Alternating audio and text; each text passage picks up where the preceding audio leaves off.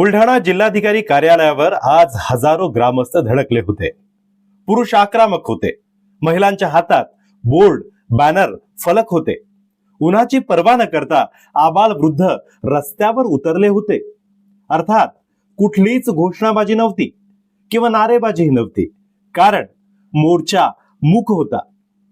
सागवन, सुंदरखेड, जांभरुण, येळगाव, माळवीर अशा गावचे महिला पुरुष बुलढाणा नगर प्रशासनाच्या विरोधात एकवटले होते. शहराची ट्रॅफिक जाम करणारा आणि पोलिसांना घाम फोडणारा हा मोर्चा कशासाठी, असाच प्रश्न तुम्हाला पडला असेल. नगर परिषदेच्या विरोधात ही गावं का पेटलीत, याचं कारण म्हणजे शहराची हद्दवाढ करण्याचा नगर परिषदेने घेतलेला निर्णय.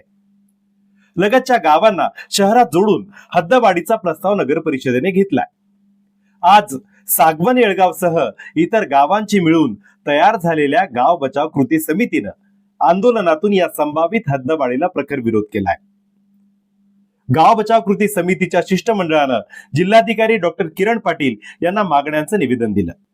हद्दवाढीचा प्रस्ताव रद्द करण्यात यावा ही मुख्य मागणी करण्यात आली आहे. शिष्टमंडळात DS लहाने, सुनील सोनुने, ऍडव्होकेट दशरथ सिंग राजपूत, सतीश भाकरे पाटील, रवींद्र भाकरे पाटील, प्रतीक जाधव, सुरेश कंकाळ, श्रीकांत जाधव, अनुश्री जाधव यांचा समावेश होता. सागवन, सुंदरखेड, माळवीर, येळगाव या ग्रामपंचायतीचा जो आहे तो नगरपालिकेमध्ये समावेश करण्याच्या संदर्भात एक प्रस्ताव जिल्हाधिकारी कार्यालयातून तिकडे गेलेला आहे, शासनाकडे गेलेला आहे. त्यामध्ये खऱ्या अर्थानं सगळ्या ग्रामपंचायतीनं त्यांचं संमती नाकारलेली आहे. सगळ्या ग्रामपंचायतींना ठराव दिलेले आहे की हा या नगरपालिकेमध्ये या गावाचा समावेश होऊ नये. हा या गावावरती त्यांच्या इच्छेविरुद्ध लादण्याचा शासनाचा हा प्रयत्न आहे. त्या विरोधात आम्ही आज या ठिकाणी मूक मोर्चा केला आणि शासनाला आम्ही विनंती करतोय की तुम्ही आम्हाला आमच्या न्याय हक्कावर गदा आणू नका. आम्हाला या नगरपालिकेमध्ये जायचं नाही. आम्हाला त्याच ठिकाणी आमच्या सुखसुविधा तुम्ही द्याव्यात. या ठिकाणी आम्ही आज सर्व गावकरी गाव बचाव समितीच्या मार्फत सावळा, सुंदरखेड, सागवन, जांभरुण, माळवीर, येळगाव या सर्व गावकऱ्यांच्या वतीनं शासनाला निवेदन दिलेलं आहे. मी सागवन ग्रामपंचायत सदस्यपदी आहे. आम्ही 2014 पासून 2021 मध्ये आणि 2 ऑक्टोबर 2021 ला ग्रामसभेचा सुद्धा यांना नकारते ठराव दिलेला आहे की आम्हाला नगरपालिकेमध्ये समाविष्ट व्हायचं नाही. तरी सुद्धा हे आमच्यावर बळजबरी का लादतायत.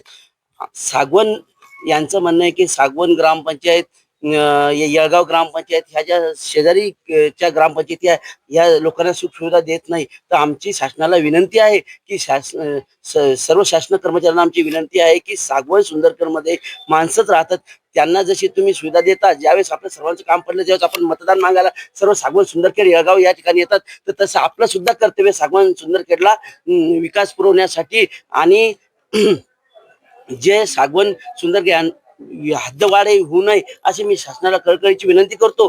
परत ही आम्ही न्यायालयीन लढाई सुद्धा लढण्यासाठी तयार आहे. आज बुलढाणा येथे सागवन, सुंदरखेड, येळगाव, माळवीर येथील नागरिक भूमिपुत्र मंडळी या ठिकाणी सर्वांनी खूप मोठा मोर्चा, शांतीपूर्ण मोर्चा, जो जन आक्रोश मूक मोर्चा, गावकरी जन आक्रोश मूक मोर्चा म्हणून आम्ही या ठिकाणी खूप मोठ्या संख्येने आलेलो आहोत. प्रशासनाला या ठिकाणी निवेदन देत आहोत की बुलढाणा नगरपालिकेने जो काही शासनाकडे प्रस्ताव पाठवलेला आहे आणि तो प्रस्ताव जिल्हाधिकाऱ्यांनी आम्हाला कुठल्याही प्रकारचा विश्वासात न घेता डायरेक्ट राज्याच्या नगरविकास खात्याकडे त्या ठिकाणी पाठवला आणि त्या ठिकाणी खूप मोठी प्रोसिजर आता लास्ट स्टेजवर तो आणून ठेवला. आत्ताशी आम्हाला कळायला लागलं कोर्टाच्या माध्यमातून की हा प्रस्ताव खूप पुढे गेलेला आहे.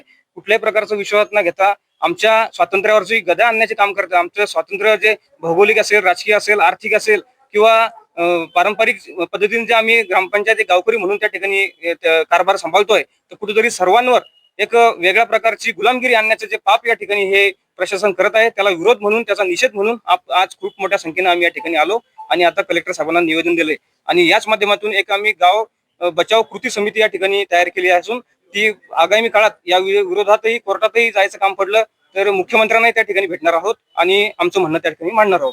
तुम्ही नगरपालिकेचं सांगताय, पण जे विद्यमान आमदार संजय गायकवाड त्यांनी पुढाकार घेतलाय. त्यांचं म्हणणं आहे की विकास होईल मोठ्या प्रमाणात गावाचा शहरात आल्या तर तुमचा विरोध काय? आमचा विरोध आम्ही गावकरी म्हणून विरोध करतोय आणि आम्ही कोणाच्याही विरोधात नसून आम्ही फक्त प्रशासनाच्या विरोधात त्या ठिकाणी विरोध दर्शवतोय आणि एक संविधानिक पद्धतीने आम्हाला घटनेने दिलेला अधिकार आहे. त्या ठिकाणी आम्ही शांततेने या ठिकाणी प्रशासनाला आमचं म्हणणं लेखी स्वरूपात दिलेलं आहे. त्यामुळं निश्चित शासन त्याची दखल घेईल. आर्टिकल 243 कॉन्स्टिट्यूशनचं, त्या 243 प्रमाणे हे स्वायत्त संस्था आहेत, यांना विचारल्याशिवाय काहीच करता येऊ शकत नाही. आपण पहा 29/12/2020 ला नगरपालिकेने स्वतःहून ठराव घेतला का ह्या सर्व 4 ग्रामपंचायती आमच्या ताब्यात द्या. जर नगरपालिकेला अशा पद्धतीचा ठराव घ्यायचा अधिकार आहे का की स्वतःहून ते आमच्या ताब्यात द्या म्हणायचा? हा एक प्रश्न झाला. ठीक आहे, प्रस्ताव गेला, त्याचं कोणती शहानिशा झाली नाही या जिल्हाधिकारी लेवलला. आहे तसा चालला गेला. तो दुसऱ्यांदा परत आला. तो 2/7/2021 ला पुन्हा मंत्रालयाने परत केला की तुम्ही स्थानिक लोकांचं काय, यांना काय नाही विचारलं. इथं जे आहे इथं खरंच 100% नागरीकरण झालं का? त्याच्यानंतर इथली जे आहे अकृषिक रोजगार जो नगरपालिकेवर अवलंबून आहे तो झाला का? हे सर्व मुद्दे काढून तो परत केला. परत केल्याच्या नंतर आमच्या ग्रामपंचायतींनी जे आहे की नाही, 4ही ग्रामपंचायतींनी आणि ग्रामसभांनी सुद्धा, जनतेने सुद्धा फार मोठा एक मोर्चा आमच्या ग्रामपंचायतवर आला होता की आपल्याला तसं करायचं नाही, जायचं नाही म्हणून. तर आम्ही अशा पद्धतीने ते नामंजूर म्हटलेलं आहे, आम्ही त्याला मान्य केलं नाही, तरीही जबरदस्ती आमचा प्रस्ताव गेलाच. आता प्रस्ताव गेला तो पुन्हा तिसऱ्यांदा परत आला. पत्रकार बांधवांनो, तिसऱ्यांदा परत आला. तिसऱ्यांदा सुद्धा तो कोण बळजबरीने हे प्रस्ताव पाठवतो? आता हे नाही, तो प्रश्न नाही, तो प्रश्न नाही. ते मंत्रालयाचं काम आहे की ते पुरवठ्या काढून परत पाठवत आहेत. तर हे एक झालं. आता तिसऱ्यांदा तो पडलेला आहे तिथं.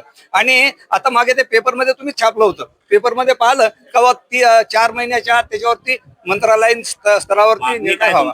आमची मागणी अशी आहे की आम्ही आमचं स्वतंत्र राहणार आहे, आमच्या नागरी सुविधा आम्ही सांभाळणार आहे. आम्ही कोणाला मागणी केली नाही की आम्हाला त्यात टाका म्हणून. आम्ही जबरदस्ती ओढून तोडून आम्हाला टाकणं हे संवैधानिक नाही. आपल्या कॉन्स्टिट्यूशनचं, आपल्या कायद्यांचं, ग्रामपंचायत कायदा कलम 14(4), तुमच्यानंतर नगर परिषदेचा कायदा जो आहे त्यातलं ते कलम 3(6) हे आपण पाहून घ्यावं. शहरालगतच्या सावळा, सुंदरखेड, सागवन, माळविहीर ह्या ग्रामपंचायतच्या माध्यमातून आम्ही या ठिकाणी एक मूकमोर्चाचं आयोजन या ठिकाणी केलेलं आहे. आणि विषय असा की नगरपालिका हद्दवाढी संदर्भात आम्ही या ठिकाणी उपस्थित झालेलो आहे आणि जिल्हाधिकारी साहेबांना निवेदन सुद्धा या ठिकाणी आम्ही दिलेलं आहे. आणि निवेदनाच्या माध्यमातून साहेबांना एकच कळकळीची अशी विनंती आहे की ह्या ग्रामपंचायतची नगरपालिकेमध्ये एंट्री न करता आम्हाला आमची एक स्वतंत्र ग्रामपंचायत राहू द्यावी, ज्या माध्यमातून एक सांस्कृतिक आणि एक गावाचा वारसा त्या ठिकाणी जोपासला जाऊ शकेल. गावागावांमध्ये अनेकदा पटतही नाही, परंतु 4 ते 5 गावे जर एकत्रितपणे येऊन लढा देत असतील तर नक्कीच प्रकरण गंभीर आहे.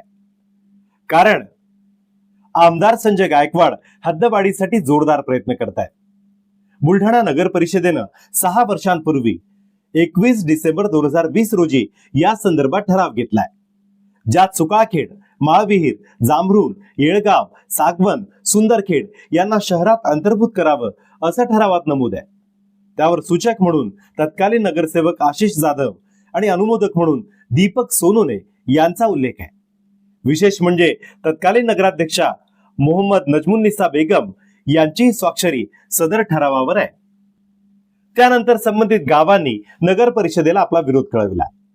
मागील 5 वर्ष हे प्रकरण थंड बस्त्यात होतं, परंतु मागील 2 महिन्यांपासून पुन्हा हद्दवाढीच्या प्रश्नानं उचल खाल्ली आहे. आमदार संजय गायकवाड हद्दवाढीचं जोरदार समर्थन करतायत. विकासासाठी हद्दवाढ आवश्यक असल्याचं त्यांचं म्हणणं आहे. इकडे मात्र गावकरीही आंदोलनाच्या भूमिकेत आहे. आज मोठ्या संख्येनं जन आक्रोश मूक मोर्चा काढण्यात आला. मोर्चानं शहरवासियांचं लक्ष वेधलं होतं. निश्चितच गावकरी जर हद्दवाढीला विरोध करत असतील तर ही बाब आता जिल्हा प्रशासनापुरती मर्यादित राहिली नाही. हा प्रश्न मुख्यमंत्र्यांपर्यंत पोहोचवण्याची आंदोलकांची तयारी आहे. त्यामुळं आमदार संजय गायकवाड आणि जिल्हा प्रशासनाला गावकऱ्यांचं योग्य समुपदेशन करीत सामोपचारानं हा प्रश्न हाताळावा लागेल, हेच आजच्या मूक मोर्चामधून स्पष्ट होत आहे. Ranjit Singh Rajput, city plus, Buldhana.